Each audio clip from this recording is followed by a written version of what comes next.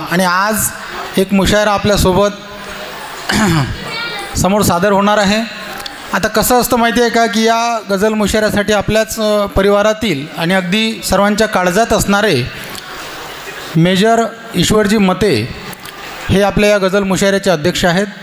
त्यांना मी अधिकृतपणे या ठिकाणी कवी विचार मंचाच्या वतीने आयोजित करतो आणि त्यांना आवाहन करतो की त्यांनी आपलं स्थान ग्रहण करावं। अंजनाताईंना मी बोलवतो की त्यांनी एक गझलकार म्हणून आपली रचना सादर करण्यासाठी आपल्या व्यासपीठावर आपले स्थानबद्ध व्हावे। आणि या गझलेची अजून जर कोणाला या गझल मुशायऱ्यामध्ये नाव सादर करायचं असेल किंवा गझल सादर करायची इच्छा असेल तर त्यांनी तसं कळवा, आपण त्यांना संधी देऊ। परंतु जगण्याचा विश्वास गझल हे सगळं असताना आणखी एक गझलकारा आपल्यामध्ये आहे जिची कविता नुकतीच एका संमेलनामध्ये सादर केल्यानंतर ती व्हायरल झाली होती।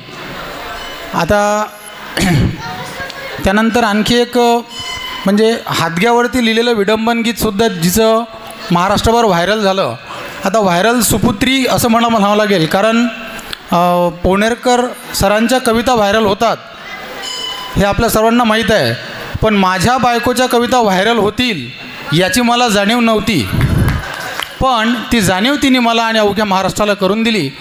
नुसत्या कविताच नव्हे तर गझलेच्या प्रांतातही मी आपल्या या परिवाराच्या समक्ष तिला मी पाचारण करतो, कीर्ती राऊत गोंडचवर, की गझलेतील तिचं पहिलं पाऊल हे खूप दमदार असावं आणि तिला तुमच्या सर्वांच्या शुभेच्छा मिळाव्यात, त्यासाठी मी तिला इथे आमंत्रित केलं आहे। सुरेश भटांनी आपल्यापर्यंत पोहोचवलेली ही गझल मराठीमध्ये जी गझल आहे ती सुरेश भटांनी आपल्यापर्यंत पोहोचवली।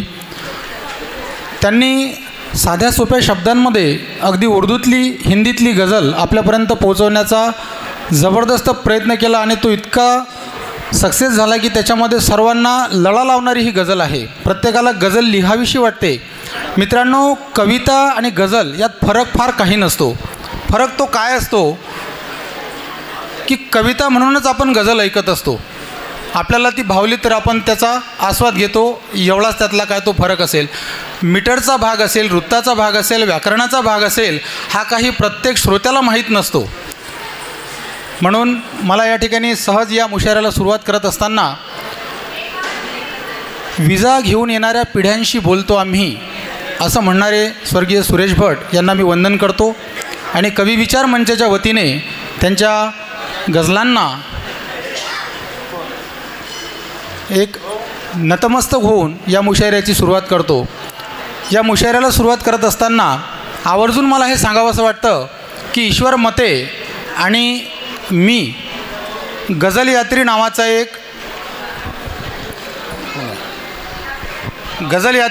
एक प्रयोग आम्ही सुरू केलेला आहे।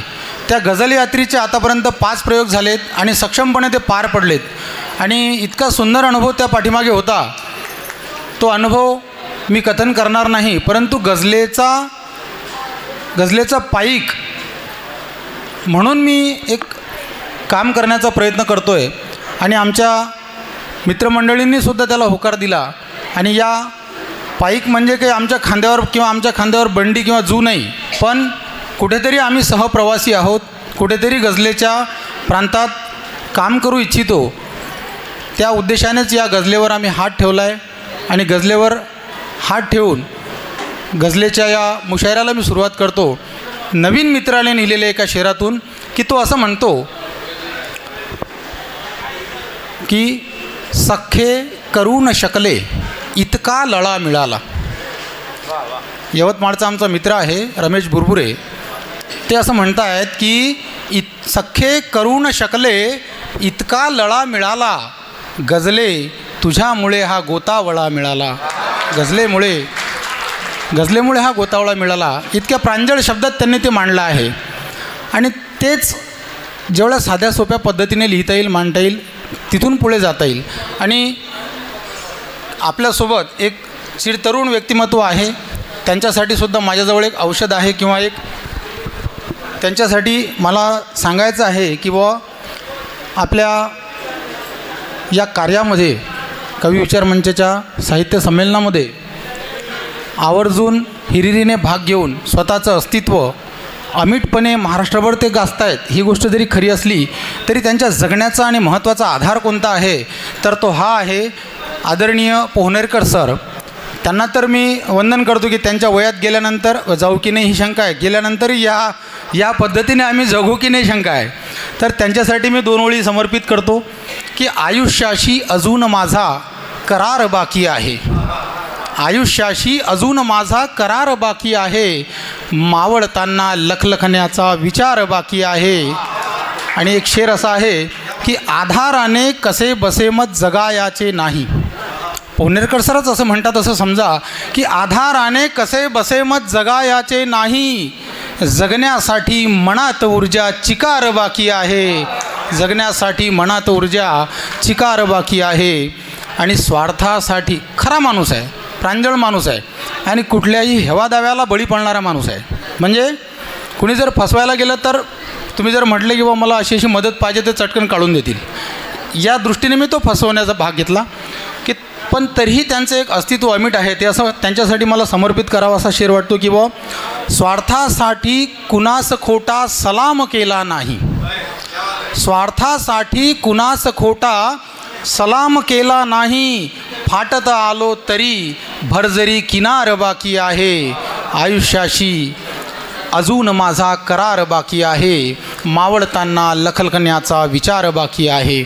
मी अधिक वेळ न घेता तुमच्या आणि गझलकारांमधील अंतर कमी करतो आणि आपल्यासमोर आपल्याच समूहातील अंजनाताई आहेत, त्यांना मी विनंती करतो की त्यांनी आपली रचना सादर करावी. आपण इतगुच करूयाच. आशीर्वाद खूप मोठा छान मोलाचा मिळालेला आहे. एक मतला आणि 2 शेर घेते. पहिल्यांदा भासते स्त्री संयमी अन शांत आहे, भासते स्त्री संयमी अन शांत आहे, पेटता लावा तिच्या पोटात आहे, बोचरी सलखोल माझ्या आत आहे, बोचरी सलखोल माझ्या आत आहे, आज ही बाई दिव्याची वात आहे, बोचरी सलखोल माझ्या आत आहे, आजही बाई दिव्याची वात आहे. आणि 3रा शेर घेते. झाकते मोठ्या खुबीने वेदनेला, झाकते मोठ्या खुबीने वेदनेला, जळणारी काजळी पदरात आहे. वा वा वा, बढिया बढिया. पुढे एक गझल आपल्यासमोर ठेवते आहे की कालपासून बऱ्याच जणांना माझी कन्या म्हणजे कवी विचार मंचाचीच कन्या आहे ती, की तिची सगळ्यांनाच खूप आठवण झाली. ज्यांनी तिला बघितलेलं आहे त्यांना आठवण झाली, ज्यांनी तिला बघितलेलं नाही त्यांना तिला बघण्याची पण इच्छा त्यांनी बोलून दाखवली. तर तिच्यासाठी लेक माझी ही गझल मी आपल्यासोबत सादर करते. आहे खरा घराचा शृंगार लेक माझी. वा वा वा, आहे खरा घराचा शृंगार लेक माझी. बढिया बढिया. आहे खरा घराचा शृंगार लेक माझी, म्यानातली तळपती तलवार लेक माझी. बढिया बढिया. वा वा वा. आधार तीच माझा. आता सगळ्यांना माहिती आहे तिचं हे. तर आधार तीच माझा ती श्वासांतरीचा, आधार तीच माझा ती श्वासांतरीचा, संगीत जीवनाचे गांधार लेक माझी. क्या बात क्या बात. बढिया बढिया. मागे वळून बघता, मागे वळून बघता आम्ही तिला दिसावे, मागे वळून बघता आम्ही तिला दिसावे, शिखरावरी यशाच्या असणार लेक माझी. क्या बात है क्या बात है. बढिया बढिया. नाजूक देखणीशी, नाजूक देखणीशी फुलपाखरा परिमन, नाजूक देखणीशी फुलपाखरा परिमन, सुगंधासवे मजेने फुलणार लेक माझी. वा वा वा. नाजूक देखणीशी फुलपाखरा परिमन, सुमनासवे मजेने फुलणार लेक माझी. दुखते कधी मनाला, दुखते कधी मनाला त्यावर उपाय नामी. वा वा वा. दुखते कधी मनाला त्यावर उपाय नामी फुंकीन वेदनेला हळुवार लेक माझी. वा वा वा, बढिया बढिया बढिया शेर आहे, मस्त. दुखते कधी मनाला त्यावर उपाय नामी फुंकीन वेदनेला हळुवार लेक माझी. ती श्री गणेशा असते, ती श्री गणेश असते कधी भवानी. वा वा, ती श्री गणेश असते कधी भवानी. शत्रू समोर असता अंगार लेक माझी. वा वा वा, बढिया बढिया, खूप सुंदर खूप सुंदर. मुकर्रर तया, बढिया एकदम. घ्या पुन्हा एकदा. ती श्री गणेश असते कधी भवानी. ती श्री गणेश असते कधी भवानी. शत्रू समोर असता अंगार लेक माझी. दुखते किती मनाला माघार घेत नाही. दुखते किती मनाला माघार घेत नाही. दुःखातही सुखाचा ओंकार लेक माझी. वा वा वा, बढिया बढिया.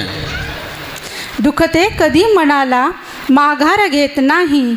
दुःखातही सुखाचा ओंकार लेक माझी. जीवन सरून गेले लढण्यात प्राक्तनाशी. जीवन सरून गेले लढण्यात प्राक्तनाशी. हलकेच भाव स्पंदन टिपणार लेक माझी. आहे खरा घराचा शृंगार लेक माझी. म्यानातली तळपती तलवार लेक माझी. वा वा, धन्यवाद. सुंदर, बढिया गझल ताई. आपल्या परतवाड्यातील एक गझलकारा आहेत, त्यांचं असं एक सुंदर मुलीवरतीच तुम्ही विषय काढल्यामुळे त्यांची एक गझल आहे, त्यातला एक मतला आणि एक शेर तुमच्यासमोर ठेवतो की थोडी हसरी खूप लाजरी. थोडी हसरी खूप लाजरी मुलगी माझी. थोडी हसरी खूप लाजरी मुलगी माझी. ओठावरची जणू बासरी मुलगी माझी. ओठावरची जणू बासरी मुलगी माझी.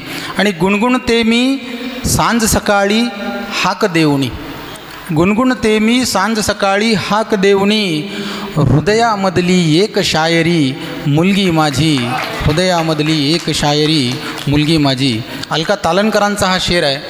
आता कसं असतं माहिती आहे का, गझलकार हा तुमच्यापर्यंत एक भाव पोचवण्याचा प्रयत्न करतो. अकोल्यातील ज्येष्ठ गझलकार आहेत जे महाराष्ट्रामध्ये सुपरिचित आहेत, ज्यांनी नुकताच एक सिमोल्लंघन नावाचा गझल दिवाळी अंक काढला आणि ते दरवर्षी काढतात.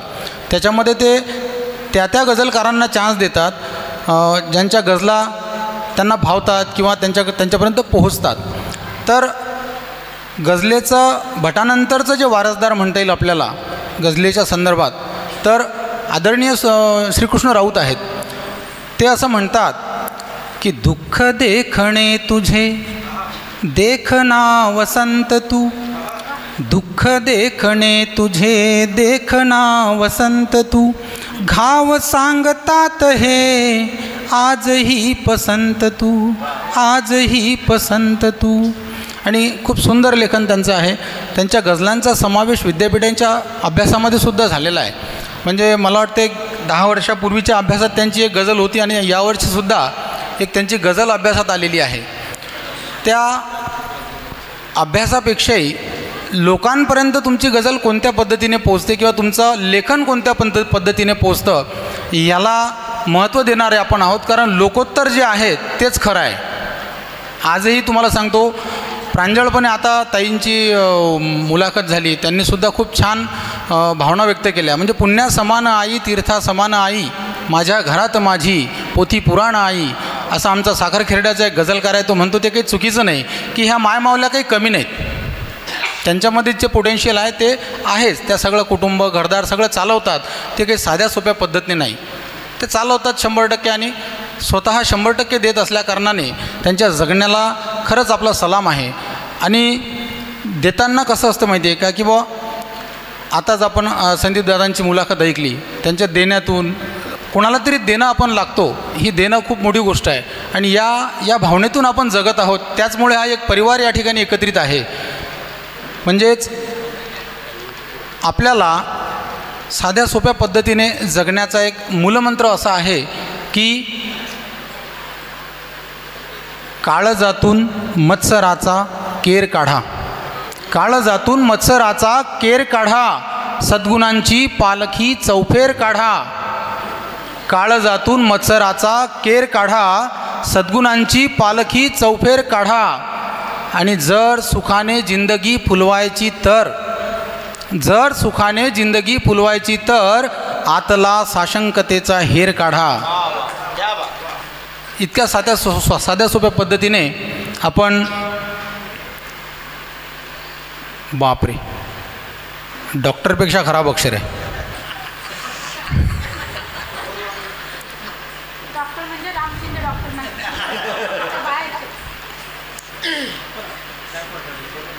आता म्हणजे बायकोसमोर चिठ्ठी आली राजा. हो, मलाही समजलं नाही काय. बरं, काही हरकत नाही. अगदी 3च गझलकार आपल्यासमोर आहेत, एक एक गझल सादर करतील आणि या कार्यक्रमाची आपण सांगता करूया. तर सर्वप्रथम तुम्हाला सांगतो की सांगूनवेळे सर आहेत, वरणकर सर आहेत, ते माझे सासरे आहेत. हो, म्हणजे आता माझी किती गोची आहे बघा. इकडून बायको आहे, समोर सासरे आहेत, बोलावं तर काय बोलावं, बरोबर आहे की नाही. तरी एक सुंदर मालेगावींचा मला एक शेर आठवतो, तो शेर तुमच्यासमोर ठेवतो आणि कीर्तीला तुमच्यासमोर सादर करतो. तो शेर असा आहे बघा, तुम्हाला आवडेल की सुंदर मालेगावी असं म्हणतात, किस्मत ने किस हसीन का शोहर बना दिया. म्हणजे सगळ्यांचं नसेल हे दुःख, पण आहे बरोबर आहे. हां, किस्मत ने किस हसीन का शोहर बना दिया, अच्छा भला था साहब नौकर बना दिया. पहले तो मैं, हो वावा आहेच, विशेष नाही. बरोबर आहे, बरोबर आहे, काही विषयच नाही. हो, त्या गझलकारामध्येच वरणकार चरणकार तेच पाहिजे होते. किस्मत ने किस हसीन का शोहर बना दिया, अच्छा भला था साहब नौकर बना दिया. पहले तो मैं एक चेक था 18 लाख का. खरा है ना बा. पहले तो मैं एक चेक था 18 लाख का, बेगम की ख्वाहिशात ने चिल्लर बना दिया. आणि ह्या भावना त्यांच्या जरी असल्या तरी त्या सर्वांच्याच आहेत, काही हरकत नाही. आम्हाला माहिती आहे की स्त्रियांची जी फरफट होते, एक गझलकार आपल्या महाराष्ट्रातील सुप्रिया मिलिंद जाधव आहेत, ज्या गझल लिहित होत्या, परंतु त्यांची देवाज्ञा झाली, पण त्यांचे शेर अजूनही जिवंत आहेत. त्या असं म्हणतात की हिरकणी इतकीच रोज फरफट होते. हिरकणी इतकीच, आता हिरकणीचा आशय तुम्हाला सांगायची गरज नाही. हिरकणी इतकीच रोज फरफट होते, फक्त आमचा पाठ अभ्यासात नाही, फक्त आमचा पाठ अभ्यासात नाही. इतकं साधं सोपं त्यांनी मांडलं, स्त्रियांची धडपड त्यांनी मांडली. मी म्हणजे स्त्रियांविषयी बोलताना अधिक न बोलता कीर्तीला तुमच्यासमोर पाचारण करतो. हो, अशाच एका हिरकणीला. हो, बरोबर आहे ना. मगाशी जे बोललेलं त्याच्यासाठी पांघरून त्यात कवी लोक एक्सपर्ट असतात फार. यांनी माणसांच्या म्हणजे पुरुष वर्गाच्या भावना व्यक्त केल्या. मी स्त्रियांकडून एक रोजची परिस्थिती आपली सांगते. न दुनिया की फिक्र, ना दुनिया की फिक्र, ना लोगों का डर. वाह वाह वाह. ना दुनिया की फिक्र, ना लोगों का डर, फिर भी एक ही सवाल जहन में रहता है, आज भाजी काय करू. असं आहे ते, असं आहे ते. नाही, स्त्रियांच्या बाबतीत आपण स्त्रियांना सलामच करूया, आई असो बहीण असो. हां, आता घरी जाऊन हाच प्रश्न आहे. आवाज खराब झालेला आहे, तरी अशी इच्छा होती की माहेरच्या लोकांपुढे हा गझल पहिल्यांदा सादर करावी. कारण कसं आहे ना, माहेरचे लोक चुका सामावून घेऊ शकतात, ते सासरचे घेऊ शकत नाही. आणि म्हणजे घेतात सासरची, असं वाईट नका वाटत देऊ, घेतात सासरची, पण माहेरचे लोक जे साबण घेतात त्यात प्रेम असते आणि सासरल्याची मजबुरी असते. बढिया बढिया, बरोबर आहे बरोबर आहे. नाही खतरनाक काम आहे, मला माहीत आता. हे विद्यार्थ्यांची मुलाखत ऐकल्याचे परिणाम आहे. हो. पहिलीच गझल आहे आणि संत ज्ञानेश्वर माऊलींच्या पुढे सादर करते, याचा खरंच स्वागत आहे, मनापासून स्वागत. आनंद होत आहे. पण आवडली तर नक्की दाद द्या आणि तुमची लहान बहीण म्हणून काही चुकलं तर नक्की माफ करा. नुसतीच व्यर्थ बडबड, नुसतीच व्यर्थ बडबड कामात येत नाही.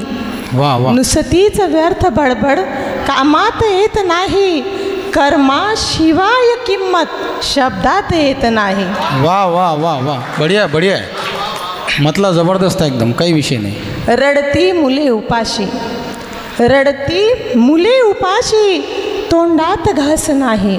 क्या बात, क्या बात. रडती मुले उपाशी तोंडात घास नाही, कष्टाशिवाय दाना जात्यात येत नाही. कष्टाशिवाय दाना जात्यात येत नाही. बढिया बढिया. नुसतीच व्यर्थ बडबड कामात येत नाही. प्रेमात माफ सारे, प्रेमात माफ सारे समजून घे जरासे. प्रेमात माफ सारे समजून घे जरासे, रुसव्याशिवाय गोडी नात्यात येत नाही. बढ़िया बढ़िया बढ़िया, बहुत बढ़िया बहुत बढ़िया, बहुत बढ़िया, नात्यात येत नाही. बहुत बढ़िया, बहुत बढ़िया. नुसतीच व्यर्थ बडबड कामात येत नाही. मस्त मस्त एकदम. चिंतेत लेकरांच्या, बाप काय असतो पाहू पुढच्या ह्याच्यातून. चिंतेत लेकरांच्या लटकून बाप मेला. वा वा वा. चिंतेत लेकरांच्या लटकून बाप मेला, फासाशिवाय पैसा खात्यात येत नाही. वा वा वा, बढ़िया बढ़िया है. मुकर्रर मुकर्रर, बढ़िया बढ़िया है. टाइप. चिंतेत लेकरांच्या, चिंतेत लेकरांच्या लटकून बाप मेला, फासाशिवाय पैसा खात्यात येत नाही. नुसतीच व्यर्थ बडबड कामात येत नाही. थोडं चालू घडामोडींवर लिहिण्याचा प्रयत्न केला. खूप सुंदर. हे मनात तर खूप सुंदर नाही बरं काय. चालू घडामोडीवर आपण जे राजकीय घडामोडी पाहतोय त्याच्यावर लिहिण्याचा छोटा प्रयत्न केला की सोडून पक्षनिष्ठा, वा वा. सोडून पक्षनिष्ठा सत्तेत तो निघाला. याचा गुवाहाटीशी काही संबंध आहे का? नाही नाही नाही, अजिबात नाही. काल्पनिक आहे, काल्पनिक. बरोबर. सोडून पक्षनिष्ठा सत्तेत तो निघाला, ईडी शिवाय खुर्ची धोक्यात येत नाही. वा वा वा वा, बढ़िया बढ़िया है बढ़िया है. नुसतीच बढ़िया. व्यर्थ बडबड कामात येत नाही. मस्त मस्त, बहुत बढ़िया. पुढचा शेर आहे. लखलाभ बंगलान, लखलाभ बंगलान दौलत तुलाच अवघी. लखलाभ बंगलान दौलत तुलाच अवघी, भाग्याशिवाय आई वाट्यात येत नाही. वा वा वा, बढ़िया बढ़िया बढ़िया. भाग्याशिवाय आई मस्त मस्त, वाट्यात बहुत येत बढ़िया. नाही. नुसतीच व्यर्थ बडबड कामात येत नाही. गझलेचा शेवटचा शेर म्हणते, आवडला तर नक्की दाद द्या. लढले तुझ्याच साठी, वा. लढले तुझ्याच साठी शिवशंभू थोर झाले. लढले तुझ्याच साठी शिवशंभू थोर झाले, भीमा शिवाय समता डोक्यात येत नाही. वा वा वा, बहुत बढ़िया बहुत शिवाय बढ़िया समता बहुत बढ़िया. डोक्यात येत नाही. आणि योगायोगाने आज संविधान दिवस आहे. त्यांनी संविधान दिलं म्हणून आज आपण समतेने जगत आहोत. त्याच्यामुळे पुन्हा एकदा शेर म्हणते की लढले तुझ्याच साठी शिवशंभू थोर झाले, भीमा शिवाय समता डोक्यात येत नाही. नुसतीच व्यर्थ बडबड कामात येत नाही, कर्माशिवाय किंमत शब्दात येत नाही. कर्माशिवाय किंमत शब्दात येत नाही. धन्यवाद. बढ़िया बढ़िया. खूप ह्या गोष्टी ज्या आहेत गमतीचा भाग सोडूया, परंतु पत्नी जर नसेल त्या माणसाची काय अवस्था होते हे वेगळ्या भाषेत सांगायला नको. आणि ज्यांची आता लग्न होत नाहीत त्यांना विचारून घ्या. पण 2 चाकं आहेत, रथांची चाकं आहेत, एक चांगल्या पद्धतीने ते जीवन जगू शकतात. याचं उत्तम उदाहरण आम्हा दोघांना आमच्यासमोर सर्वांसमोर प्रेरित करायचं आहे, मांडायचं आहे. हाच एक विश्वास आमच्यासमोर तुम्ही सर्वांनी दिला, त्यासाठी मी तुमच्या सर्वांचा ऋणी आहे. आमच्या अकोल्यातील एक असाच नवीन पोरगा आहे, तो खूप सुंदर लिहितो. त्यांनी आई कशी रेखाटली की फार मोठे 5 पानं नाही, 10 पानं नाही, तर अगदी 2 एक शेर. तो शेर असा आहे, तो असं म्हणतो की या जगाचे पोट भरते वावराने, या जगाचे पोट भरते वावराने. नवीन पोरगा आहे, पोस्टात कामाला आहे, सॉरी पोस्टात नाही, रेल्वेला आहे, अविनाश येलकर. खूप सुंदर तो लिहितो आहे. पण आपलं काय होतं आहे तुम्हाला सांगू का, म्हणजे प्रांजळपणे सांगायचं झालं तर मी गझल लिहितो म्हणजे मला काहीतरी 2 शिंगं आलेली आहेत आणि मी तुम्हा सर्वांना फार दूर लोटतो. आणि मग कोणीतरी असेल त्यालाही दूर लोटतो. चांगलं लिहिणाऱ्यांना तर आम्ही फार डावलतो, जे चांगलं लिहितात त्यांना आम्ही फार डावलतो. त्यातला हा प्रकार आहे. कारण तो जर स्टेजवर आला आणि तो जर सादर झाला तर आम्हाला कोण बोलवावं, आम्हाला कोण बोलवावं. पण आम्ही गझल यात्रेचा प्रयोग त्याच्यासाठी केला आहे की या गझल यात्रेमध्ये महाराष्ट्रातील तमाम त्या गझलकारांना आम्ही उजेडात आणतो आहे जे गझलकार आतापर्यंत कुठल्या स्टेजवर नव्हते आणि कुठेच नव्हते. संचालन करते गझलकार जे होते ते म्हणतात की ये वो लोग है जो फलक तक उभर के आए हैं, असं काहीतरी म्हणतात आणि ते सोडून देतात. परंतु जे फलकपर्यंत आलेच नाहीत खरंच, त्यांनाच आणण्याचा आमचा प्रयत्न आहे. तो असं लिहितो, सुंदर लिहितो की या जगाचे पोट भरते वावराने, या जगाचे. आता कीर्तीने गझल सादर केली. कीर्ती एक आईसुद्धा आहे म्हणून आणि एक शिक्षिकासुद्धा आहे. तिच्या समाजसेवेचंही फार वेगळं धाटणीचं काम आहे, ते मी इथे सांगत नाही. परंतु ती स्वतःहून सगळ्या गोष्टी करत असते. नेत्रदानापासून, आता नेत्रदान केलं तिनं, लक्ष कोणावर ठेवीन, बरोबर आहे की नाही. संकल्प तर केला ना, संकल्प केला वाढदिवसाला, पण करणार काय, आता लक्ष माझ्यावरच ठेवणार. तर तो असं लिहितो की या जगाचे पोट भरते वावराने, या जगाचे पोट भरते वावराने, वावराचे पोट भरते माय माझी. इतका साधा शेर, किती नाजूक शेर आहे. आणि काय त्यांनी सांगितलं 2 ओळीत, खूप सुंदर. त्याला सलामच करतो कारण खूप सुंदर लिहिलं. आणि अशी ही गझल, दमदार गझल, मी हे नाही म्हणणार की माझी पत्नी आहे म्हणून मी तिला दमदार नाही म्हणणार, परंतु खरंच ती गझल दमदार आहे म्हणून मी तिला इथं उभं केलं. नाही तर माझ्यात ती ताकद आहे की तू खाली बस, कर नाही बाबा नको. कारण कसं आहे की एक स्टेज आहे, माझा कवी विचार मंच जरी आपला असला तरी आपल्याला त्याचीसुद्धा काळीमा त्याला लागता कामा नये, याचीसुद्धा जबाबदारी आपलीच आहे. म्हणून मी तिला इथे बोलवलं आणि तिने ती गझल सादर केली. तुम्हाला सर्वांनी ताई आवडली आणि तुम्ही खरंच भरभरून प्रतिसाद दिला. यानंतर महत्त्वाचं कसं असते माहिती आहे का, आता तिची आणि माझी कहाणी कशी आहे. आमच्या बुलढाण्याचा एक गझलकार सांगतो की डाव नाहीच हा मांडण्यासारखा,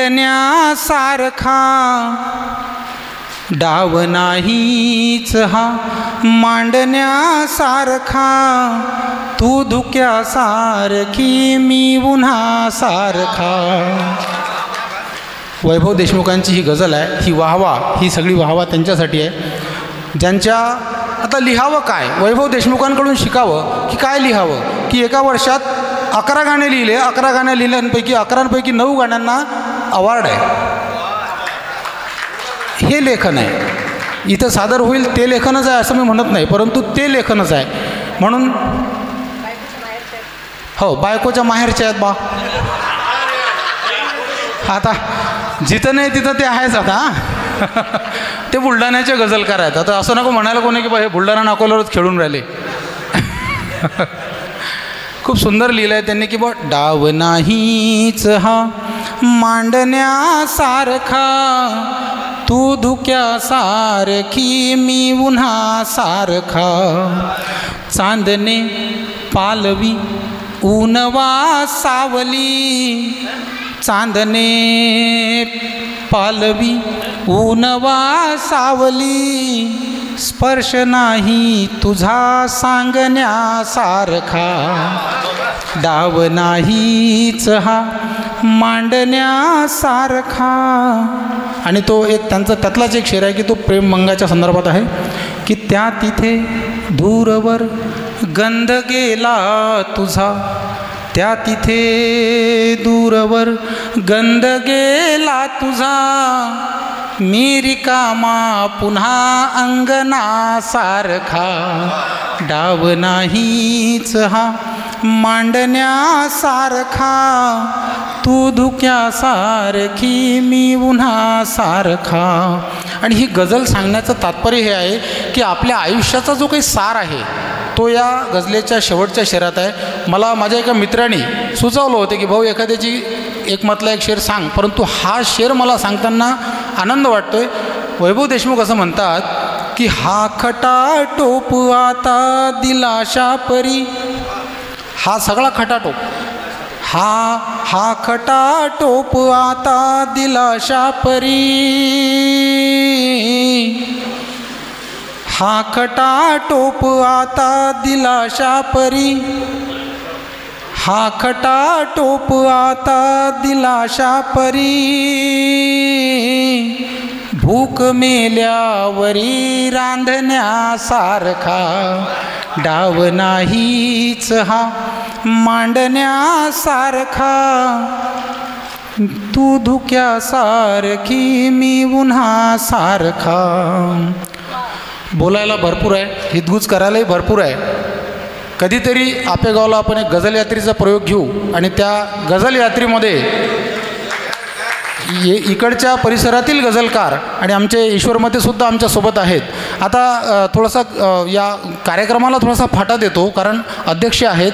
अध्यक्ष असताना आधी त्यांची गझल घेऊया, कारण मग मी त्यांना बोलवतो सध्या तुमच्यासमोर की बाबा एक महाराष्ट्रातील सुंदर गझलकार आहेत असं म्हटल्यापेक्षा जे भावतं ते लिहिल्या गेलं पाहिजे हे जाणणारा गझलकार आहे. मग त्या माणसाला कोणी डावलो की न डावलो, परंतु लिहायचं तेच जे मला पटतं. त्यांची एक गझल मी यवतमाळला ऐकली होती एका गझल मुशायऱ्यामध्ये. त्या तिथं कसं असतं माहिती आहे का, कोणी कुणाचा मालिक नाही, सरळ आपली गझल सादर करायची निघायचं हे तत्त्व बाळगणारे. आणि त्याच गझलेला डोक्यावर घेऊन यवतमाळचा जमाव, यवतमाळचे पत्रकार यांनी त्या गझलेच्या ओळीला स्वतःहून दुसऱ्या दिवशी पेपरला सगळे टायटल ईश्वरमतेंच्या गझलांचे होते. हे त्यांचं यश आहे आणि हे त्यांना माहीत नव्हतं. दुसऱ्या दिवशी मी त्यांना कटिंग पाठवलं, अरे म्हणत हे फार चांगलं झालं. म्हटलं हो, ही निर्मळता, ही प्रांजळता आपल्यामध्ये आहे, म्हणूनच ते चांगलं लिहू शकतात. त्यांचा आवाजही खूप सुंदर आहे. ते पोवाळे म्हणतात, ते व्याख्यान देतात, काय काय सांगावं. पण मी त्यांचं एवढं सांगत बसल्यापेक्षा त्यांचा एक शेर तुमच्यासमोर ठेवतो की फिर्याद पावसाची मांडायला निघाला. फिर्याद पावसाची, कोण निघतो हो फिर्याद घेऊन, की समजू नको ढगा हे साधे सुधे बियाणे, समजू नको ढगा हे साधे सुधे बियाणे, मी पेरले पिलांच्या चोचीमधील दाणे, मी पेरले पिलांच्या चोचीमधील दाणे, असा यवतमाळचा आबेद शेख म्हणतो. आणि त्याच धर्तीवर ईश्वरमते असं म्हणतात, आजच्या या गझल मुशायऱ्याचे अध्यक्ष, ते असं म्हणतात की फिर्याद पावसाची, जे आहे ते ओरिजिनल, फिर्याद पावसाची मांडायला निघाला, फिर्याद पावसाची मांडायला निघाला, हा बाप विठ्ठलाशी भांडायला निघाला, हा बाप विठ्ठलाशी भांडायला निघाला. हाच बाप दमदारपणे मांडणारे आमचे मित्र, माझे बालमित्र, त्यांना मी तुमच्यासमोर पाचारण करतो आणि नंतर मग माझी एक गझल घेतो आणि आमचा आजचा गझल मुशायरा थांबवतो. ईश्वरजी मते. धन्यवाद अमोल भाऊ. आजचा गझल मुशायरा छान छान उंचीवर जात आहे, रंगत आहे आणि मला संधी दिली तर अशी आहे. माझी ओळख भरपूर दिलेली आहे अमोलनं, पण मला असं वाटतं की माझी ओळख मीच सांगितली पाहिजे. तर एका शेरामध्ये ओळख सांगतो. काय सांगू कशी अन किती वाटते, वा वा वा, काय सांगू कशी अन किती वाटते, होय चोरास माझी भीती वाटते. वा वा वा वा, बढिया बढिया. हे मी इन्स्पेक्टर ईश्वरमते तुमच्या समक्ष काही शेर घेतो आणि एक गझल घेतो. तर गझल लिहिताना जे अनुभव आला तेच लिहिलं आहे की हौशे गौशे नवशे जमाव जमवत नाही. वा वा वा वा. हौशे गौशे नवशे जमाव जमवत नाही, माझी कविता प्रबुद्ध करते कमवत नाही. वा वा वा वा, क्या बात आहे. आज संविधान दिवस आहे. संविधान दिवशी संविधानाचा सन्मान केला पाहिजे.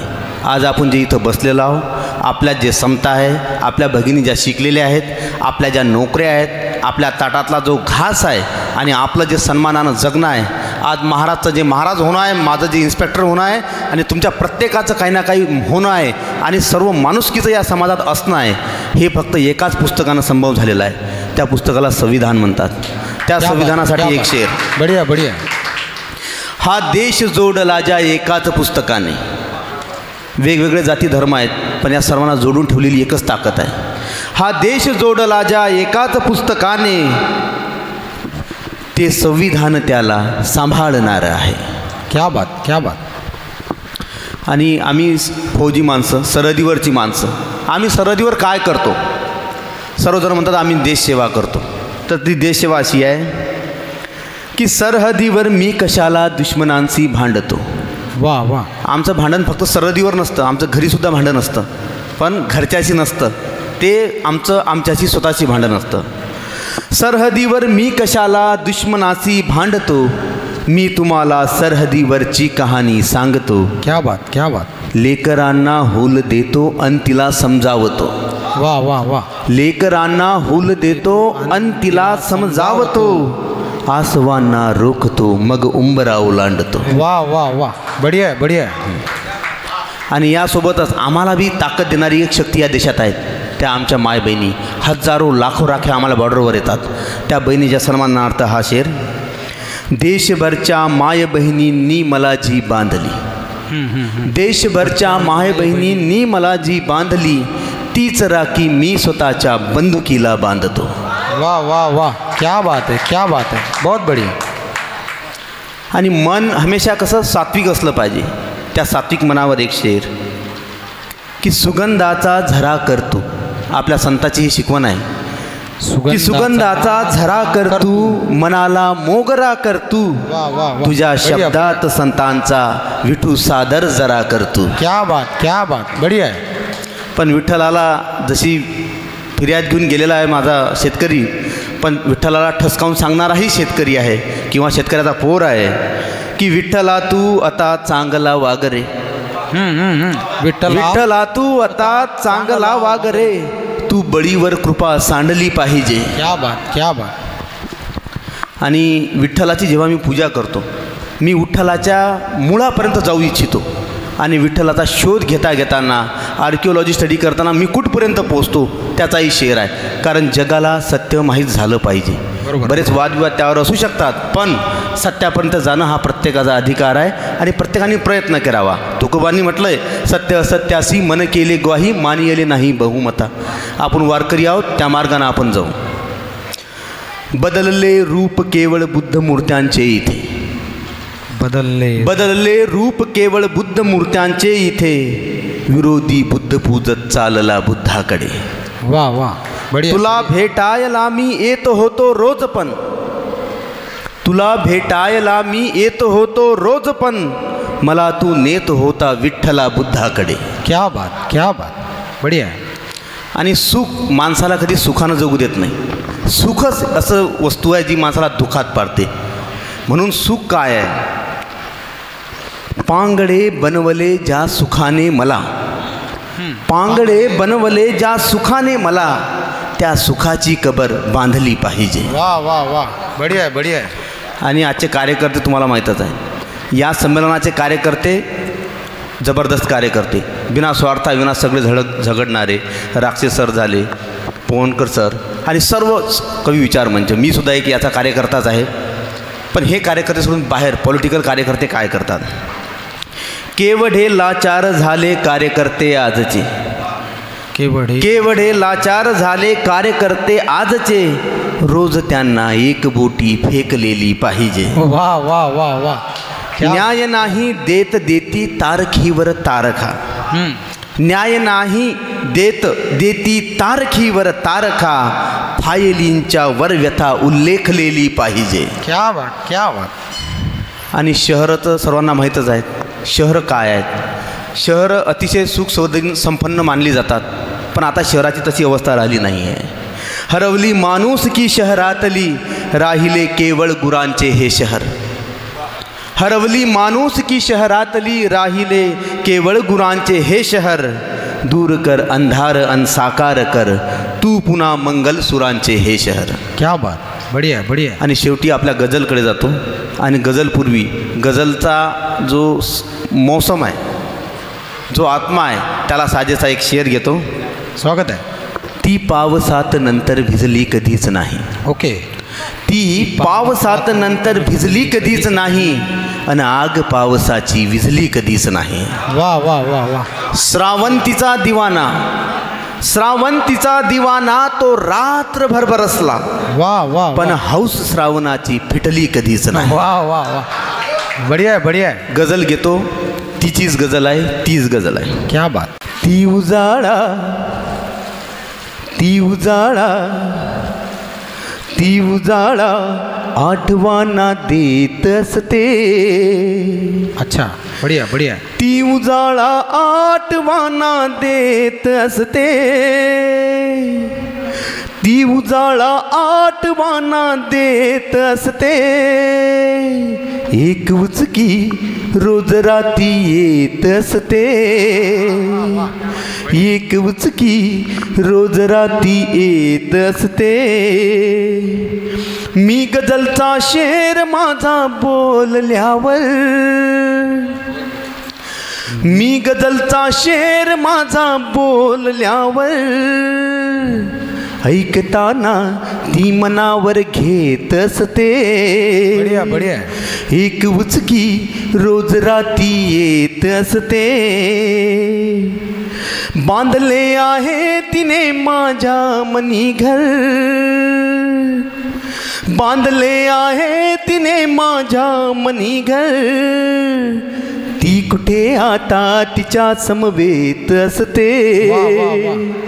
एक उचकी रोज राती येत असते. तिला वेदना सुद्धा आहेत. कोंडली आहे तिने डोळ्यात सरिता.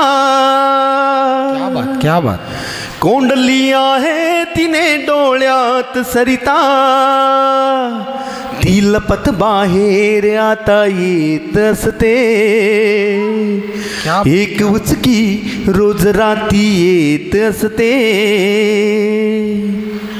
पाहताना ती मला मी पाहिल्यावर, पाहताना ती मला मी पाहिल्यावर, लाजने मजला तिचे अभिप्रेत असते. बढिया बढिया. एक उचकी रोज राती येत असते. झोपलेल्या माणसा तू जाग आता. वा वा. झोपलेल्या माणसा तू जाग आता. एवढ्या निद्रेत केवळ प्रेत असते. वा वा वा. क्या बात है, क्या बात है. बहुत बढ़िया, बहुत बढ़िया. ठीक आहे, पुन्हा घेतो. झोपलेल्या, झोपलेल्या माणसा तू जाग आता. झोपलेल्या माणसा तू जाग आता. एवढ्या निद्रेत केवळ प्रेत असते. बढिया बढिया. एक उचकी रोज राती येत असते. शेवटचा शेर त्या विठ्ठलाच्या चरणावर. स्वागत आहे, स्वागत आहे. सावळा आहे तरीही जाण भक्ता. सावळा आहे तरीही जाण भक्ता. मन प्रभा त्या विठ्ठलाची श्वेत असते. वा वा वा. मन प्रभा त्या विठ्ठलाची श्वेत असते. एक उचकी रोज राती येत असते. धन्यवाद. बढिया बढिया. तो म्हणतो की चांगला होतो जीवाला घोर लावून घेतला, प्रेम नावाचा गळ्याला दोर लावून घेतला. चांगला होतो जीवाला घोर लावून घेतला, प्रेम नावाचा गळ्याला दोर लावून घेतला. आणि ढग हरवले पावसाला फारका झालो तरी. ढग हरवले पावसाला पारखा झालो जरी. फ्लॅटच्या शोकेशमध्ये मोर लावून घेतला. फ्लॅटच्या शोकेसमध्ये मोर लावून घेतला. अकोल्याचे आमचे अमोल शिरसाट नावाचे मित्र गझलकार आहेत.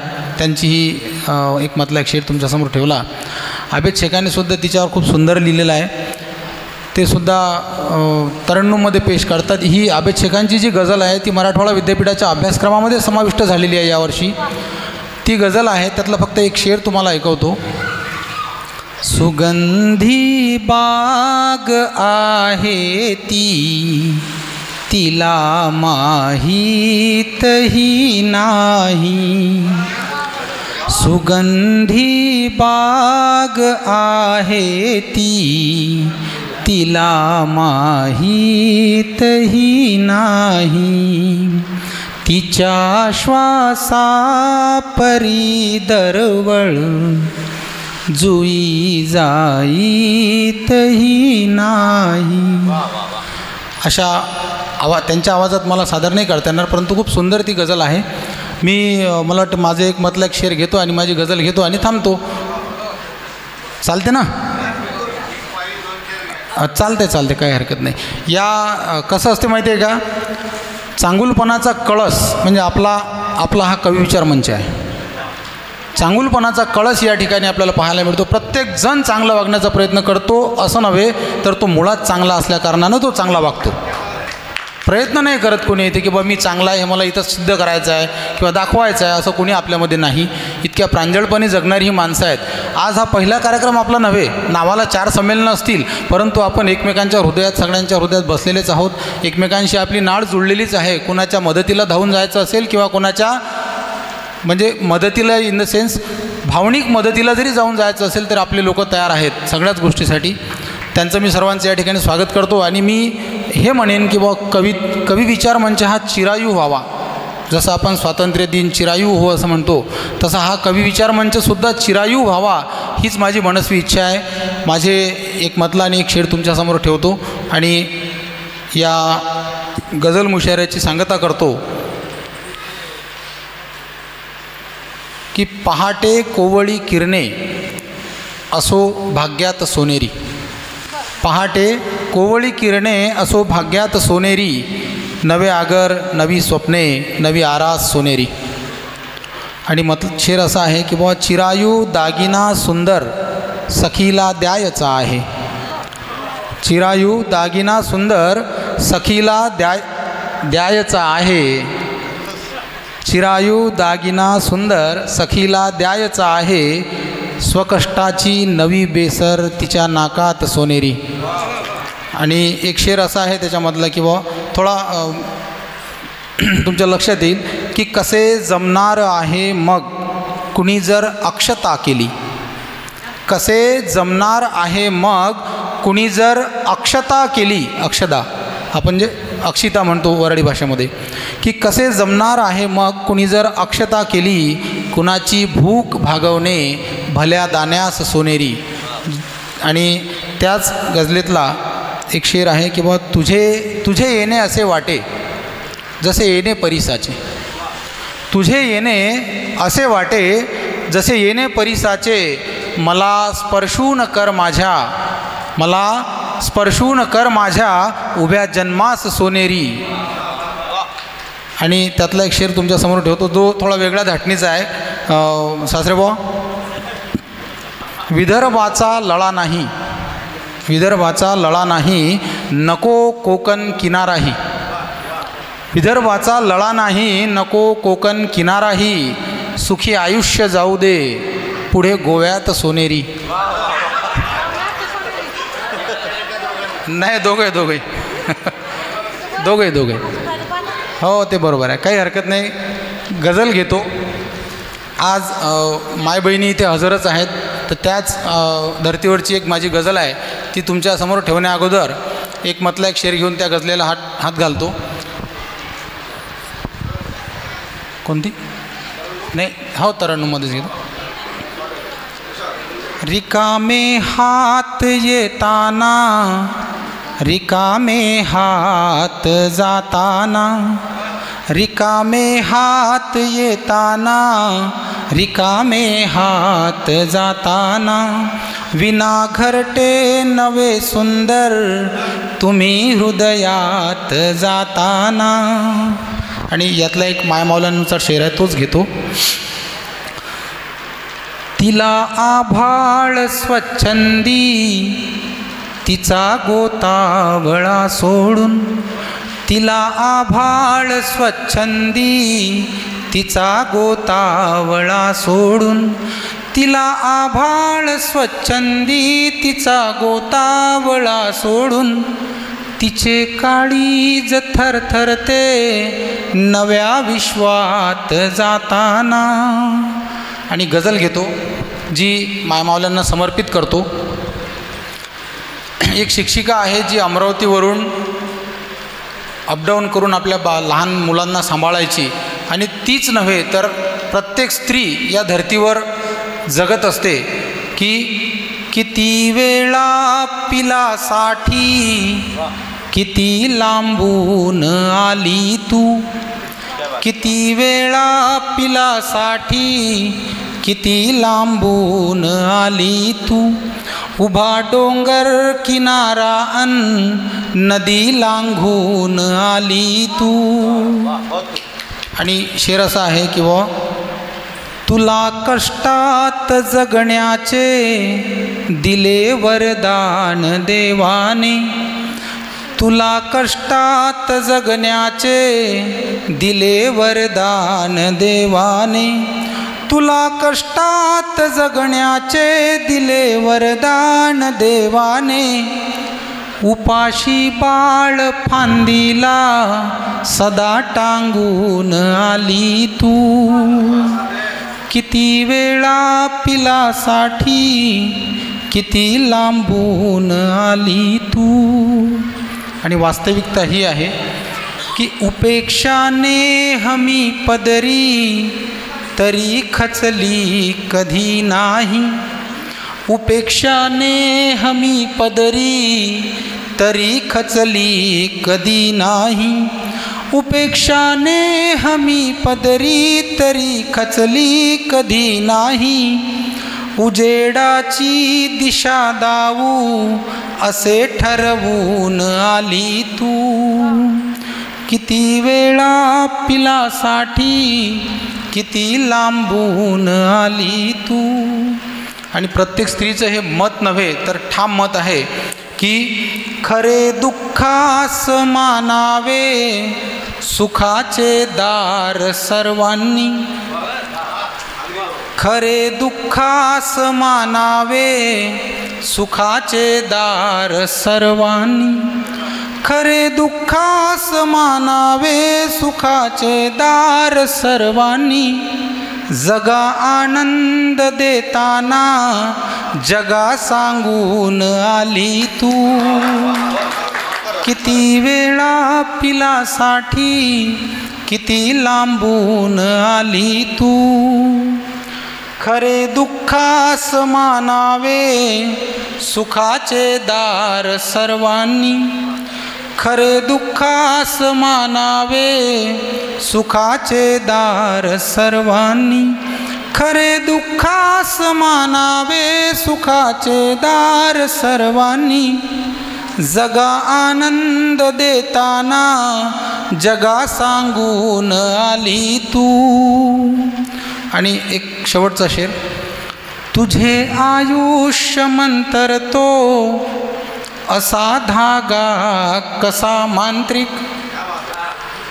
तुझे आयुष्य मंतरतो, एक धागा आला की सगळं आयुष्य बदलून जाते,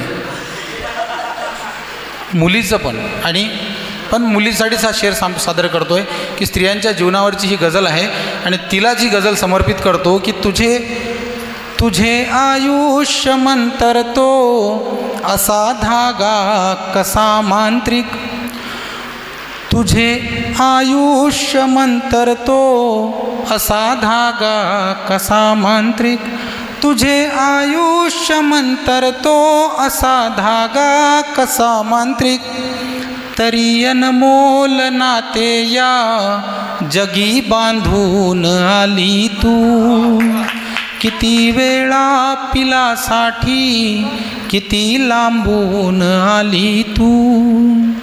धन्यवाद. हा मुशारा या ठिकाणी संपला, परंतु माझं घरच्या घरी जे दायित्व आहे ते दायित्व मी सर्वांच्या चरणी अर्पण करतो की मला संत ज्ञानेश्वर साहित्यरत्न पुरस्कार आपण जो दिलात त्यासाठी मी खरंच सद्गतीत झालोच आहे, परंतु मनस्वी खूप आनंद झाला आहे आणि त्यासाठी मी सर्वांचे मनपूर्वक